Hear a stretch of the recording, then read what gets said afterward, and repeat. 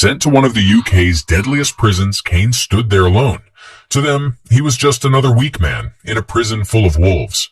The moment he walked in, they tested him, punched him, spit boiling coffee on his face. The punches didn't stop until something cracked in his mouth and his teeth spilled onto the floor. But what they didn't know was that this quiet man used to snap bones for money. And inside these walls, they didn't break him.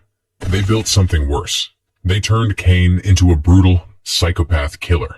A few years ago, when Kane was a struggling regular boxer, he went to his brother and asked him for money to start a business. Lincoln stops him and tells him that he can lend him the money if he does a job in return. With no other choice, Kane accepts the job without knowing what it is. Kane is told that all he has to do is steal a plastic bag from a poor woman and return it to the office. Unaware of the consequences, Kane does the robbery. Surprisingly, though, the woman starts desperately chasing after him like her life depends on that bag. The chase continues until the woman is hit by a car, and Kane, who is stunned by the scene, is immediately arrested.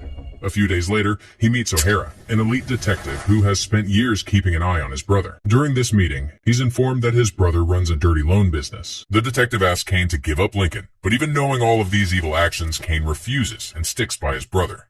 He's introduced to a muscular, tough interrogator named Sergeant Evans, a corrupt cop who tortures suspects for confessions without the detective's permission. Kane is severely beaten by Evans, and despite resisting with tied-up hands, Evans's hard punches eventually knock him out. He ends up in Belmarsh Prison, which is the filthiest and most violent prison and is also known as Meat Grinder. With no criminal record, he will face many challenges there. On the first day, he is attacked by a strong man for no reason.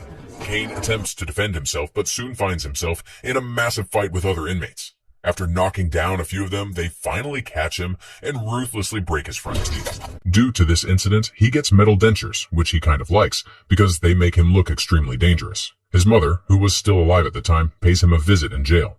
Mrs. Burgess informs Kane that Lincoln blames him for his imprisonment, so he will not take any action. Upon hearing this, Kane feels that his loyalty to Lincoln was pointless and that his brother had abandoned him in jail, despite the fact that Lincoln was the reason he was imprisoned in the first place. Regardless of everything, he keeps his spirit and asks his mother to make sure that Lincoln calls him. Days had passed with no word from Lincoln, no meetings, no phone call, and not even a letter. Kane eventually realized that he was all alone and had to stand on his own. During his imprisonment, he was frequently attacked by other inmates, and he was never even aware of their motives. Yet he had no choice but to defend himself, so he started a challenging physical and mental program to prepare himself for the upcoming attacks.